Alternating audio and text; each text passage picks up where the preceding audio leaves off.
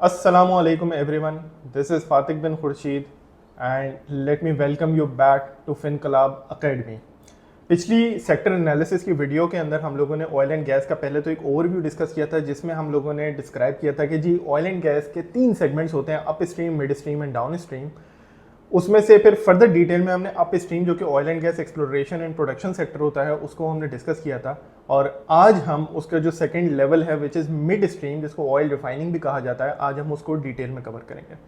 तो oil refineries क्या करती हैं? Oil refineries oil and gas exploration company से जो वो क्रूड ऑयल निकाल रही होती हैं ज़मीन से रॉ फॉर्म में, वो उनसे ख़रीदती हैं और फिर उनको वो रिफाइंड प्रोडक्ट्स के अंदर कन्वर्ट करती हैं। रिफाइंड प्रोडक्ट्स फिर आप और हम अपनी नॉर्मल लाइफ के अंदर यूज़ करते हैं, such as petrol, diesel, furnace oil, kerosene, इस तरह की चीज़ें। आप पाकिस्तान का कंजम्पशन रेट भी अगर आप देखेंगे तो पेट्रोल और डीजल ही बहुत ही हैवी है, ये 2 मेजर प्रोडक्ट्स हैं। तीसरा थोड़ा सा फर्नेस ऑयल है जो कि आपका थोड़ा बहुत इलेक्ट्रिसिटी जनरेशन में कंज्यूम हो जाता है। उसके अलावा तो बहुत ही छोटे से प्रोडक्ट हैं। जेट फ्यूल होता है जो जहाज़ों में यूज़ होता है फ्यूल के तौर पे, आपका केरोसिन होता है, आपका नाफ्ता होता है जिससे बेसिकली फिर आप फर्दर पेट्रोकेमिकल्स आप बनाते हैं। एंड देन फिर और भी चीज़ें होती हैं। डामर आपने शायद सुना होगा, एसफॉल्ट, बिट्यूमेन उसे कहा जाता है, वो रोड बनाने के काम आता है। सो oil has a range of derivative products जो कि उससे बन सकते हैं, और ये सारा काम रिफाइनरीज करती हैं आपकी। अच्छा जी, अब हम बात करते हैं बेसिकली रेगुलेशंस की। तो जैसे ईएनपी सेक्टर के बारे में हमने बताया था कि हाईली रेगुलेटेड सेक्टर है, इसी तरीके से ऑयल रिफाइनिंग भी हाईली रेगुलेटेड सेक्टर है। तो जहां पर ईएनपी कंपनीज की प्राइसिंग सेट करती है government through different pricing policies, जिसके ऊपर फिर रिफाइनरीज उनसे खरीदती हैं, परचेज करती हैं क्रूड ऑयल। इसी तरीके से गवर्नमेंट वो प्राइस का भी फॉर्मूला उन्होंने डिटरमिन किया हुआ है जिसके ऊपर ये ऑयल रिफाइनिंग कंपनीज अपना प्रोडक्ट सेल करती हैं टू ऑयल मार्केटिंग कंपनीज। ये जो प्राइस होती है जिसपे ये ऑयल रिफाइनिंग कंपनीज अपना प्रोडक्ट सेल करती हैं, ये कहलाती हैं एक्स रिफाइनरी प्राइसेस। यानी कि रिफाइनरी से बाहर निकलने की जो प्राइस होती है ये एक्स रिफाइनरी प्राइस बेसिकली कहलाती है। अच्छा, इसका जो फॉर्मूला है बेसिकली वो ये है कि गवर्नमेंट ने कहा है कि जी पीएसओ सबसे बड़ी हमारी ऑयल मार्केटिंग कंपनी है, वो सबसे बड़ी इंपोर्टर है हमारे यहाँ पेट्रोलियम प्रोडक्ट्स की। तो जो जिस प्राइस के ऊपर वो इंपोर्ट करती है, यानी उसकी जो लैंडेड कॉस्ट है, जिसको इंपोर्ट पैरिटी भी कहा जाता है, यानी कि जो जब उन्होंने कहीं से पेट्रोल या डीजल के जो भी उन्होंने कोई प्रोडक्ट खरीदा, फॉर एग्जांपल उन्होंने सऊदी अरब से खरीदा या यूएई से या कतर से, कहीं से भी उन्होंने कोई पेट्रोलियम प्रोडक्ट, कोई पेट्रोल खरीदा, तो वहाँ की प्राइस, फिर उसके अंदर डिफरेंट उन्होंने एलिमेंट्स ऐड करने हैं। सी फ्रेट, समंदर का जो फ्रेट होता है वो यहाँ तक लाने का ऐड होता है पोर्ट तक, फिर उसमें इंश्योरेंस होती है, कस्टम ड्यूटीज़ होती हैं, क्लियरेंस के चार्जेस होते हैं, बहुत सारे, वो सारी कॉस्टिंग ऐड करके जो उनको अपने वेयर हाउस में पहुँचने की प्राइसेस, स्टोरेज तक पहुँचने की जो प्राइस पड़ती है उसको लैंडेड कॉस्ट कहा जाता है, जो कि फिर बेंचमार्क बन जाता है इन एक्स रिफाइनरी प्राइसेस का, बराबर हो जाता है। This is how the government tries to maintain कि भाई आपकी सेम लेवल ऑफ प्राइसिंग हो for the imported products as well as the locally produce products, ताकि पूरे पाकिस्तान में यूनिफॉर्म प्राइसिंग हो, कोई डिफरेंट ना हो कि केपीके में अलग प्राइसेस हैं, पंजाब में अलग है, सिंध में, बलूचिस्तान में, ऐसा कुछ नहीं होना चाहिए। Pan Pakistan uniform pricing structure हो, that's the entire idea behind this.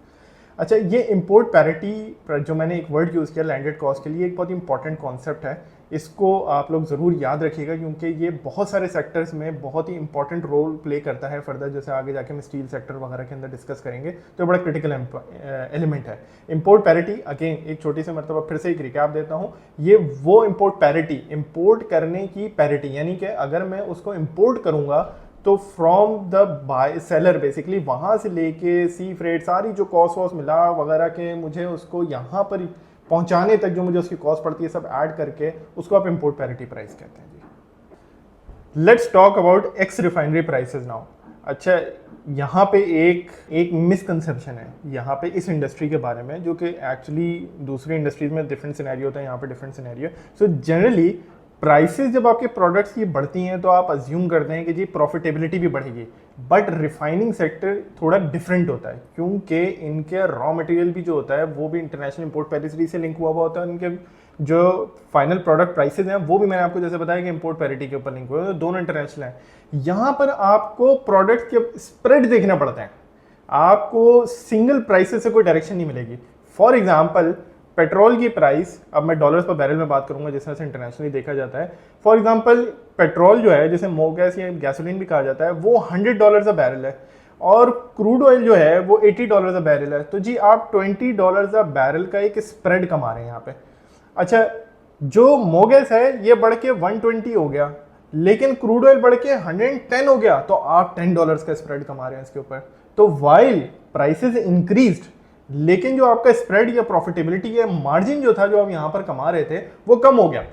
तो ये बड़ा क्रिटिकल कॉन्सेप्ट है यहाँ पे कि जी product spreads are actually much more critical than the level of the prices themselves in case of refining sector.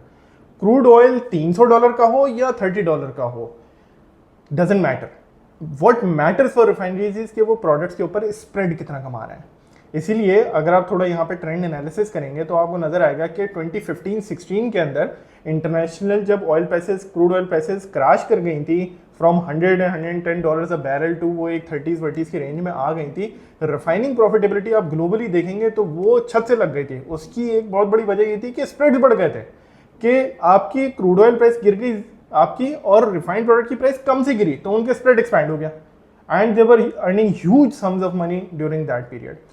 अच्छा, अब ये तो मैंने आपको एक एग्जांपल से बताया जी, पेट्रोल का फॉर एग्जांपल या गैसोलीन का मैंने आपको बताया, और मैंने आपको साथ में ये भी बताया था कि ये जो रिफाइनरीज होती हैं ये आपके डिफरेंट प्रोडक्ट्स होते हैं। यानी कि अगर 100 बैरल क्रूड आपने अंदर डाला तो उसमें से शायद 20 बैरल्स पेट्रोल के निकलेंगे, 20 बैरल शायद डीजल के निकलेंगे, 10 बैरल शायद जेट फ्यूल के निकल आए, 20 बैरल शायद आपके फर्नेस ऑयल के निकल आए, और कुछ थोड़े से लॉसेज होते हैं, कन्वर्जन लॉसेज होते हैं। तो यहां पर आपको सारे स्प्रेड्स को ट्रैक करना पड़ता है जी, पेट्रोल का स्प्रेड ओवर क्रूड ऑयल क्या चल रहा है, डीजल का स्प्रेड ओवर क्रूड ऑयल क्या चल रहा है, और इस तरह से और बाकियों को भी करना पड़ता है। अच्छा, फिर आप करते क्या हैं, फिर नेक्स्ट स्टेप इनका ये आता है कि इनके वेट्स होते हैं। जैसे मैंने आपको अभी एग्जांपल दी कि जी $100 बैरल सॉरी आपने जब क्रूड ऑयल अंदर डाले तो 20 फॉर एग्जांपल आपका पेट्रोल निकला है, तो 20% वेट आपने पेट्रोल को लगा दिया, 20 आपके बैरल डीजल को निकला है तो आपने 20% डीजल को वेट लगा दिया, जेट फ्यूल 10 आपका निकला है बैरल्स तो आपने उसको 10% वेट लगा दिया, फर्नेस ऑयल अगर 30 निकला है तो आपने 30% वेट लगा दिया। और ये हर रिफाइनरी का डिफर करता है बेस्ड ऑन 2 थिंग्स। एक तो उसमें क्रूड कौन सा जा रहा है, उसकी बेसिकली क्रूड की कितनी उसकी कितना अच्छा या लाइट क्रूड है, उसकी बेसिस पर डिपेंड करता है कि रिफाइंड अच्छे वाले प्रोडक्ट कितने ज़्यादा निकलेंगे। इसी तरीके से रिफाइनरी की कैपेबिलिटी भी होती है कि जी वो कितनी मॉडर्न रिफाइनरी है तो वो उतने ज़्यादा अच्छे प्रोडक्ट्स उसमें से आपका क्रैक कर सकती है या उसमें से निकाल सकती है। तो फिर आप क्या करते हैं, ये सारे जो स्प्रेड्स होते हैं जो बैरल अक्रॉस द बैरल आपके हैं, इन सब का वेटेड एवरेज ले लेते हैं और फिर जो आपका एक नंबर निकल के आता है आप उसको ग्रॉस रिफाइनरी मार्जिन कहते हैं। ये gross refinery margin is the biggest indicator of the profitability direction के जी ये किस डायरेक्शन में जाएगी। आप इनको ट्रैक करेंगे तो आपको नजर आएगा, जैसे मैंने आपको 2015-16 में बताया कि जीआरएम्स ग्लोबली एंड हेंस इन पाकिस्तान, क्योंकि आपकी प्राइसेस लिंक्ड हैं इंटरनेशनल मार्केट्स के साथ, तो 2015-16 में बहुत प्रॉफिटेबिलिटी बढ़ गई थी। फिर मार्जिन नॉर्मलाइज हुए तो आपको एक नजर आएगा कि हमारे यहाँ काफ़ी जो प्रॉफिटेबिलिटी थी वो भी प्रेशर में आ गई थी।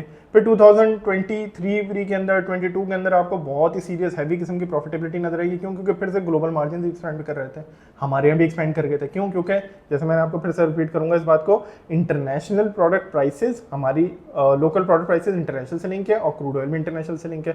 तो ग्लोबली मार्जिन बढ़ते हैं, स्प्रेड्स बढ़ते हैं, यहाँ पर भी बढ़ जाते हैं। तो ये जीआरएम का कॉन्सेप्ट आपने हमेशा ट्रैक करना है अगर आपने रिफाइनरीज की प्रॉफिटेबिलिटी को ट्रैक करना है। So after GRMs, let's not talk about another second most important determinant of profitability of refineries, which is basically the custom duty or deemed duty on high speed diesel. So diesel जैसे मैंने आपको बताया कि petrol और diesel जो हैं ये consumption और प्रोडक्ट स्लेट के अंदर बहुत इनका बड़ा काफ़ी सिग्निफिकेंट वेट होता है इनका। तो जो डीजल है, डीजल के ऊपर इस वक्त 7.5% कस्टम ड्यूटी है जिसका बेनिफिट इन कंपनीज को मिलता है। वो कैसे मिलता है मैं आपको बाद में बताता हूँ। बाकी जो प्रोडक्ट्स हैं उनमें से किसी के ऊपर भी इनको ड्यूटी का बेनिफिट नहीं मिलता है। एक टाइम हुआ करता था जब सारे प्रोडक्ट्स के ऊपर ड्यूटीज हुआ करती थी, बट ओवर टाइम गवर्नमेंट जो है उन ड्यूटीज को एलिमिनेट करती गई है और अब सिर्फ डीजल के ऊपर रह गई है 7.5% ड्यूटी। अच्छा, ड्यूटी का बेनिफिट ऐसे मिलता है कि आपको अभी थोड़ी देर पहले जो मैं एक्सप्लेन कर रहा था कि इम्पोर्ट पैरिटी के ऊपर प्राइसिंग होती है। तो इम्पोर्ट पैरिटी जब कैलकुलेट कर लेते हैं आप, जो कॉस्ट ऑफ लैंडेड प्रोडक्ट निकाल लेते हैं कि जी डीजल अगर हम सऊदी अरब से या कहीं से भी बाहर से इंपोर्ट करेंगे तो ये सारी कॉस्ट ऐड कर करके यहाँ पे इतने रुपए पर लीटर की हमें मिलेगी, तो उसके ऊपर 7.5% ड्यूटी ऐड कर दी जाती है जिससे वो प्राइस इंक्रीज हो जाती है। और वो जो इंक्रीमेंटल पार्ट होता है वो इन रिफाइनरीज की पॉकेट में एज अ प्रॉफिटेबिलिटी बेसिकली जा रहा होता है। तो ये ड्यूटी बेसिकली जो ये वाला कंपोनेंट है ये कितना बड़ा डिटर्मिनेंट होता है प्रॉफिटेबिलिटी का, ये आप इससे अंदाज़ा लगा सकते हैं। मैंने बेसिकली ये कुछ क्रूड वर्किंग करी है, बेसिक वर्किंग करी है एक अंदाज़ा लगाने के लिए। तो उसमें मैंने कुछ अजम्पशन यूज़ किया कि जैसे $80 पर बैरल का मैंने इंटरनेशनल क्रूड ऑयल ले लिया, उसके ऊपर एक $15 का मैंने एक स्प्रेड उसके ऊपर अज्यूम कर लिया पर बैरल, और उसके ऊपर कुछ इंसिडेंटल और ट्रांसपोर्टेशन कॉस्ट वगैरह लगाने के बाद मैंने उसके ऊपर 7.5% एक डीम ड्यूटी का जो एक कंपोनेंट है वो निकाल लिया कि कितना बनता है। उसको फिर मैंने इन 3 रिफाइनरीज जो हमारे यहाँ लिस्टेड हैं, इनके नंबर ज़रा ज़्यादा बेहतर अवेलेबल होते हैं, अटक refinery, national refinery and Pakistan refinery. इनकी जो एवरेज अगर प्रोडक्शन डीजल की देख ली जाए जिसके ऊपर डीम ड्यूटी है, तो वो अटक रिफाइनरी की रफली कोई 575,000 टन्स के करीब है। इसी तरीके से पाकिस्तान रिफाइनरी की कोई 600,000 टन्स के करीब है, और नेशनल रिफाइनरी की एवरेज जो है वो कोई 5 लाख टन 500,000 टन्स के करीब बनती है। इनको जो ये नंबर्स ऑफ प्रोडक्शन के नंबर्स हैं, इनको जो वो बेनिफिट ऑफ डीम ड्यूटी जो मैंने कैलकुलेट किया उससे जब मैं मल्टीप्लाई करता हूँ तो एक एस्टिमेटेड नंबर आ जाता है कि ये रिफाइनरीज को एडिशनल डीम ड्यूटी की वजह से कितना प्रॉफिट बेसिकली मिल रहा है। तो वो नंबर रफली 9 बिलियन पर ईयर का इस वक्त कोई निकल के आता है तकरीबन 2023 FY23 के हिसाब से अगर आप देखें। और जब आप इन कंपनीज के एक्चुअल ग्रॉस प्रॉफिट्स को देखते हैं जो इस साल में आए थे, बाय द वे जो मैंने आपको बताया था वो योयो काफ़ी वोलेटिलिटी होती है उसके अंदर, जीआरएम्स के अंदर, और इनकी मैंने असल में क्योंकि इनके वोलेटाइल ट्रेंड्स होते हैं प्रॉफिटेबिलिटी के, उसके ऊपर मैं नेक्स्ट सेक्शन में आता हूँ, तो मैंने किया ये कि 5 साल के एवरेज ग्रॉस प्रॉफिट्स निकाल लिए लास्ट 5 ईयर्स के। तो उसकी बेसिस पे अगर आप देखें तो आपको नजर आ रहा होगा कि अटक रिफाइनरी के तकरीबन सारा का सारा ग्रॉस प्रॉफिट जो आपको नजर आ रहा है वो इस डीम ड्यूटी के रफली बेनिफिट से आ रहा है।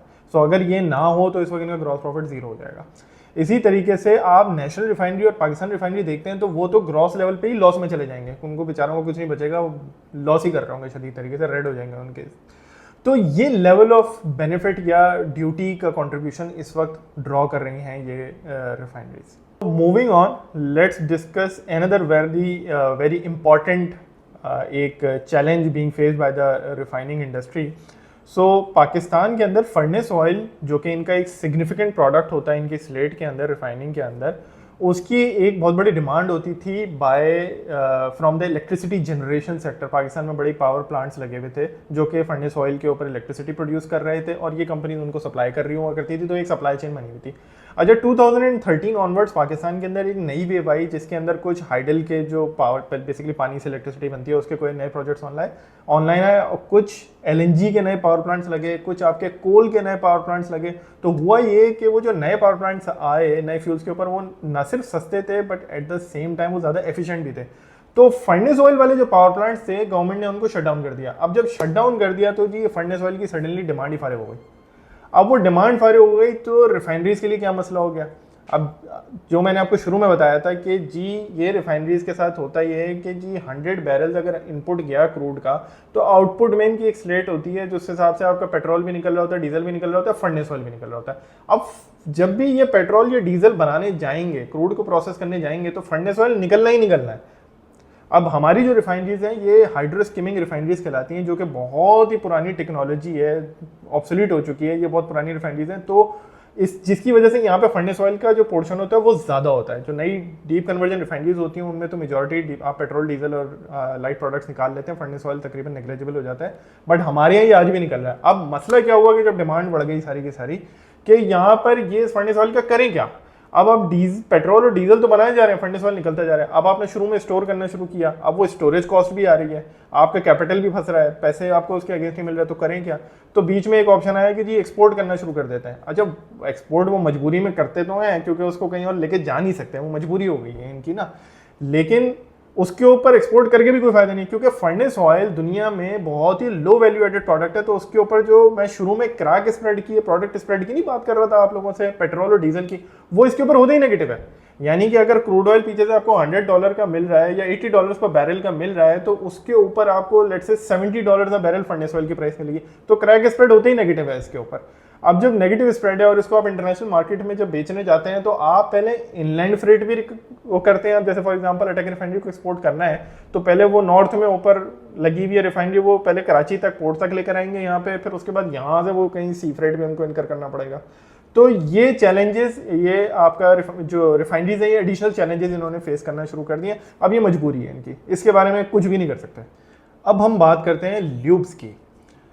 ल्यूब ऑयल्स, आपने शायद सुना हो, ये इंजन ऑयल्स वगैरह जो होते हैं, इस तरह से आपके मशीनरीज के अंदर आपका जो यूज़ हो रहे हैं ऑयल्स, ये सारे lubes, different form of lubes, different types of lubes basically कहलाते हैं। अच्छा, पाकिस्तान में ये फिनिश प्रोडक्ट के तौर पर डिस्ट्रीब्यूट हो रहे होते हैं।